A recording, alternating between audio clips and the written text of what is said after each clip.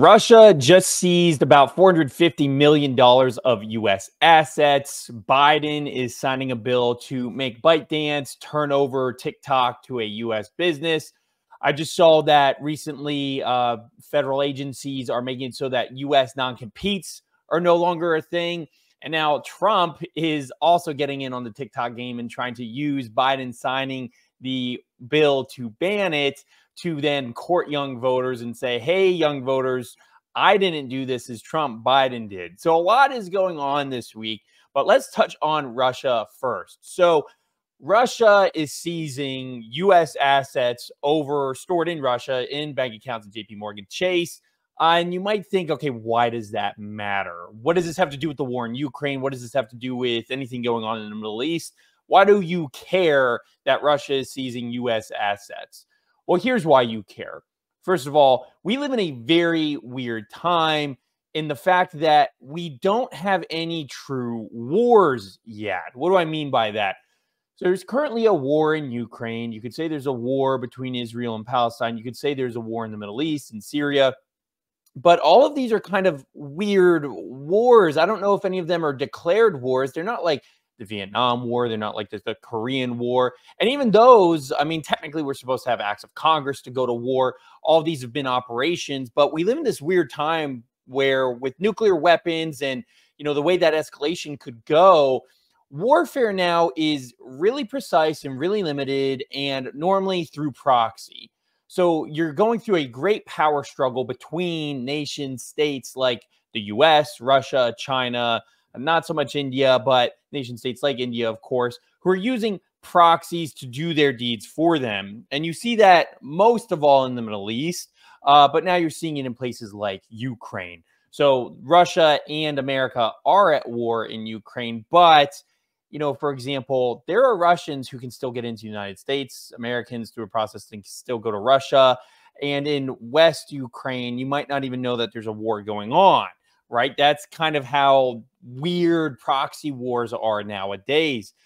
So Russia seizing assets really isn't just about warfare. So in modern warfare, because there's no declaration, we're not nuking each other, there's no real aggressiveness like there is in World War II, everything is about marketing.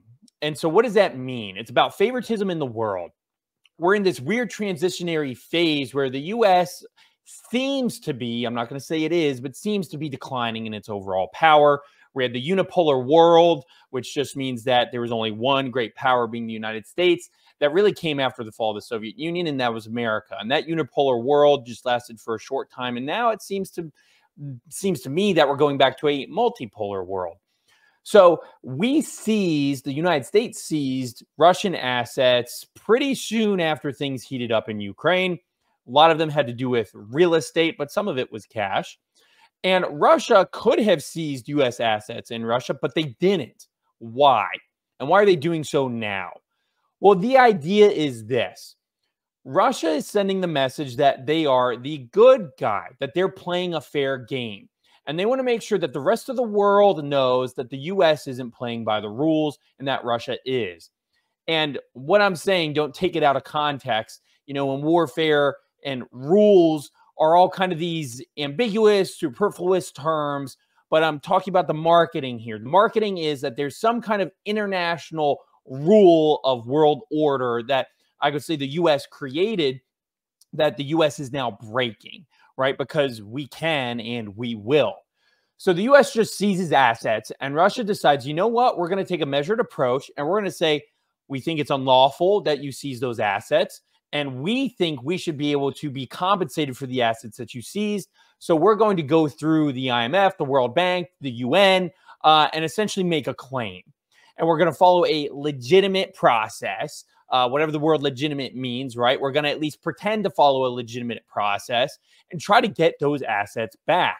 Because the point for this for Russia was, look at what the U.S. is doing. Hey, world. Hey, any country that ever disagrees with the United States, any assets you have parked over there, the U.S. can seize at any moment and they will have zero retribution, right? The U.S. can do whatever it's want. Is the U.S. really a safe place to park your capital if it can be seized at any time?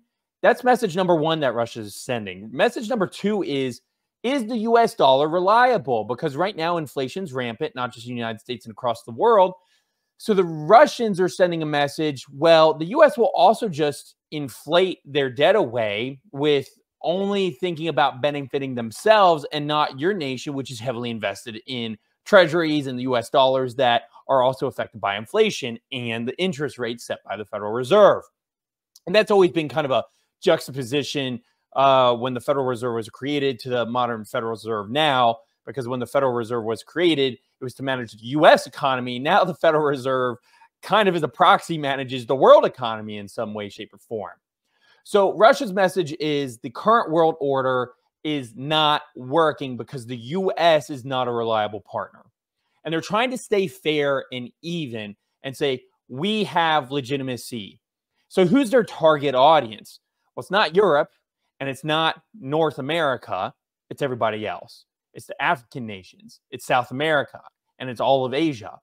And where you're seeing that is actually specifically in resource-rich Africa, where you have countries like Niger, for example, which are letting themselves be influenced by Russia paramilitary forces and kicking out European powers. We saw that a while back when there's been a list of coups, elections, whatever you want to call them, depending on, what propaganda you're reading, essentially allowing for more Russian influence in North Africa and kicking out old French influence, like in Niger, and their, I think it was uranium, but it had something to do with nuclear generation. So whether it was uranium or plutonium, I don't remember.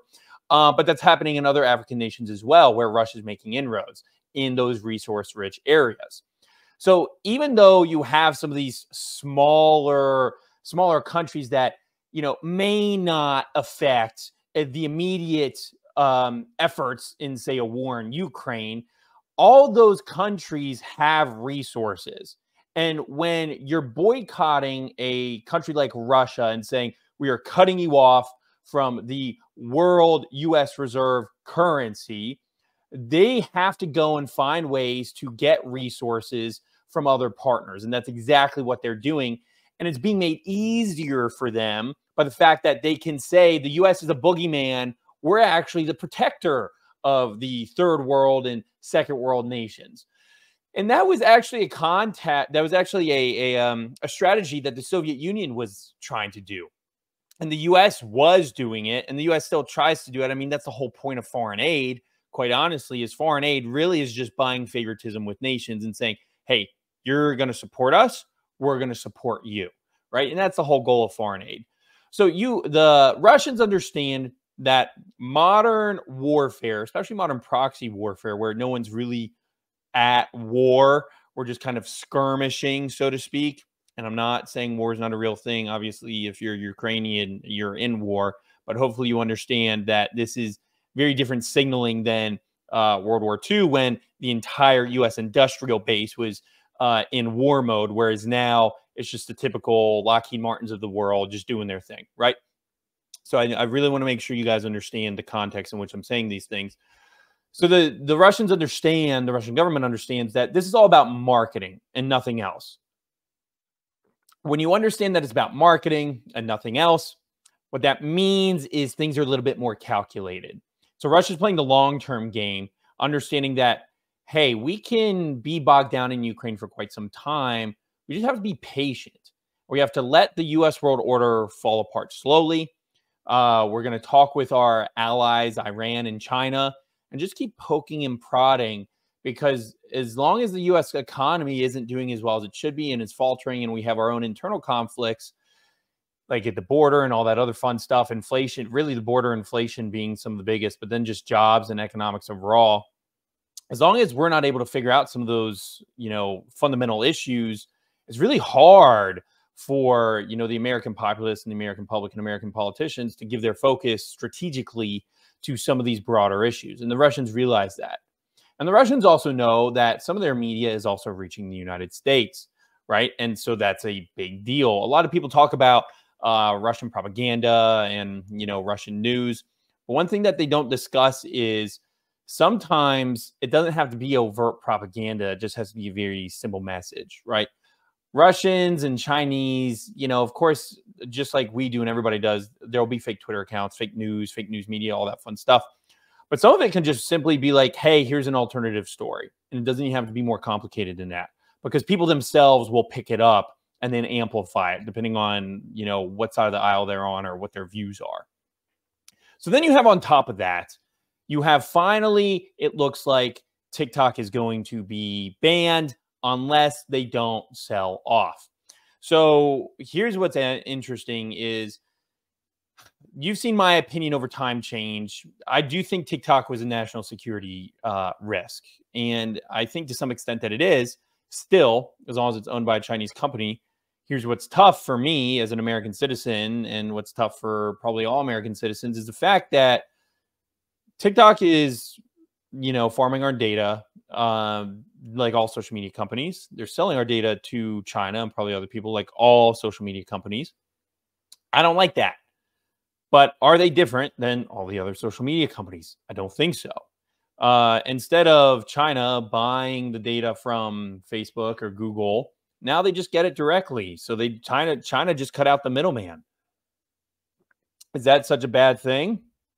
I mean, yeah, it's terrible. But the fact that currently our social media companies are already selling our data. You saw recently that Mark Zuckerberg's Meta was selling information on WhatsApp to certain intel agencies overseas, right? And probably our own.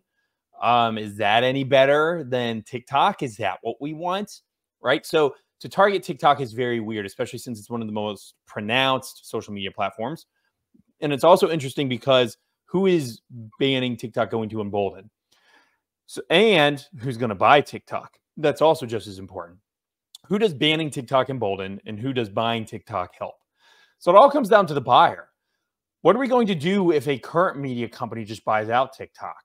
What if Meta tries to buy TikTok? What's it going to turn into?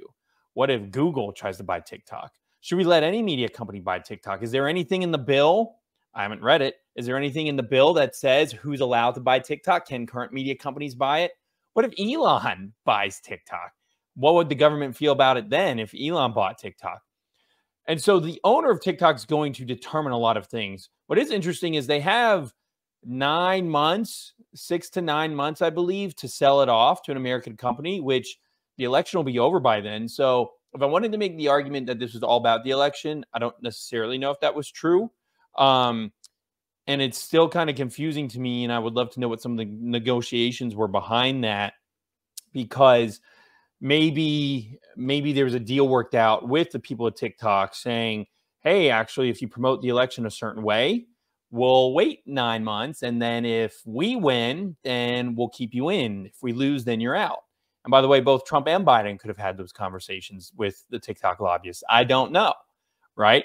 But is that why? Because why not just give them 3 months? How long does it take, right? I mean, some of these people would probably move quickly. Some of these large hedge funds, I'm sure, could figure out a way to buy TikTok pretty easily. What's BlackRock going to do with it, right? So you've got to be thinking strategically about some of these things. But speaking of the election, what's funny is Trump was talking about banning TikTok because of the Chinese reason. Oh, and back to my original reason. Now, TikTok is one of the, even though they don't have free speech on there, it's still an alternative media outlet. All the other big media is controlled by Americans, which means it's regulated by the American government. So you can make the argument that it might be nice to be able to get access to foreign media, because then it allows the Americans to have a different perspective, right? Maybe that's a terrible argument, but I think about that a lot. So now Trump comes out and says, hey, young people who make a bunch of money off of TikTok, because that's the other thing. TikTok, because of its algorithm, has really helped small businesses and has made a lot of young people rich, especially in the Web3 community, but then also in the lifestyle community as well. They're not on Instagram, right? They're on TikTok. You're hurting a lot of small businesses, and those small businesses could affect the 2024 election. So now Trump is saying, hey, I'm not the one banning it. Biden is, right? Which is probably another reason why it's after the election, because Biden's not stupid. He's not going to affect all these people, businesses before the election. Probably just another reason why they gave them the 6 to 9 month period. So all this stuff is strategically planned around the election process, which also, going back to Russia and the war propaganda, also planned around the election process, because Russia and China, none of these people are stupid. They do certain things in election years because they know they want to push needles certain ways and poke and prod, regardless of what candidate they like. And you can make arguments for which candidate they would prefer. But I think I actually, it's a hard argument now for me to make which candidate the Russians and the Chinese would prefer, because now both Trump and Biden have, I mean, Biden, who was pro-Chinese and super anti-Russian, is now becoming more anti-Chinese. And I think Trump would maybe be a little bit more quote unquote pro-Russia, and maybe a little bit more anti-China. I'm not entirely sure. And that's kind of Trump's doing, is making Biden also go anti-China as well. So, but those countries are also, of course, just going to factor in, which candidate do we like more? Because we know for a fact foreign money comes into our election process and foreign media comes into our election process. It's not that hard to prove. All you need is like an American subsidiary of your company, and they'll make donations, right? And go see who Toyota donates to, right? It's not that hard. And the other thing I wanted to talk about is actually an issue that I still got to work on. But Matt Gaetz came out and was talking about how one of the, here, I should look at this actually on Twitter, and I'll just read Matt Gaetz's tweet, because that will help me figure it out. Let me show you guys. Oh no, did I not save it? Let's see. There we go.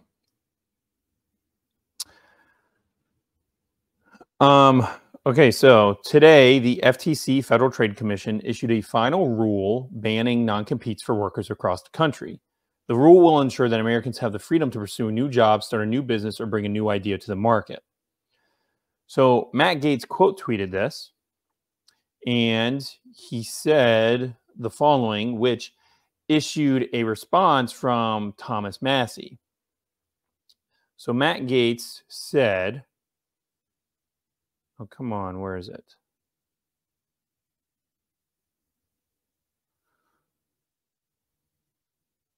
And this guy talks so much on Twitter that, oh, okay, here it is. Matt Gaetz said, yesterday, the United States Federal Trade Commission, under the leadership of Chairwoman Lina Khan, issued a final rule prohibiting most non-compete clauses nationwide. Non-compete clauses are essentially, if you go to, these are especially popular in Silicon Valley, if you go and talk to a tech company, or you work for a tech company, and so like Google and Facebook and all the people in Silicon Valley are notorious at doing this for suppressing the wages of tech workers, because we know tech workers should be some of the best paid people because of how talented they are. But because of that, Google and Facebook, like if you work at Facebook and you try to apply at Google or Apple or Amazon, those companies all actually know, because they have kind of like behind the deals agreements, and sometimes they'll have a non-compete talking about, hey, you can't work for another company that does what we do for 5-10 years. So it literally traps you, sometimes in abusive environments. So he says, under Section 5 and 6 of the FTC Act of 1914, talk about, 110 years ago, the FTC is empowered to regulate, prohibit unfair methods of competition and unfair or deceptive acts or practices in or affecting commerce. This law, in effect for over a century, reflects that our Constitution contemplates limiting all power concentrations in the country, whether public or private. As housing costs continue to go up and wages continue to remain stagnant under Biden, the last thing we need are corporations limiting the ability of free Americans to engage in side hustles or change jobs. So he says this rule is overall a win. What's interesting is, what I need to do more research on, because I'm curious, is if Biden put in place Lina Khan, and if so, like this seems like something good that Biden did. So I'm curious as to why the FTC decided to go against these non-competes, because the big tech companies, which are big Biden donors, love non-competes more than anything else. And non-competes, they don't allow people freedom of movement, right? Because imagine you train your whole life to get good at one thing, and now you can't do that one thing because you're capped out at, say, Facebook. You want to, you can get paid better somewhere else, but you've got a non-compete, so you can't go somewhere else. It just sucks.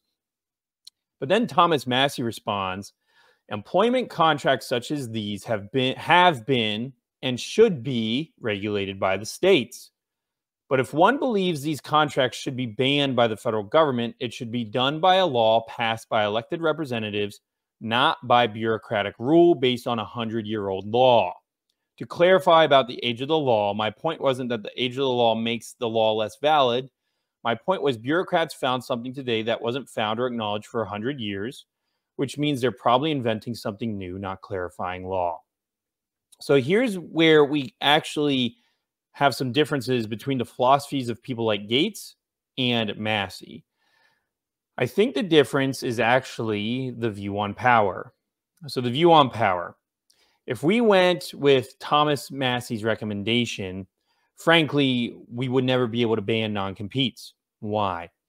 We'd never be able to ban non-competes because the bill would have to be written, voted through committee, go through the Republican House, the Democratic Senate, and then signed by a Democratic president. And by the way, the party doesn't matter.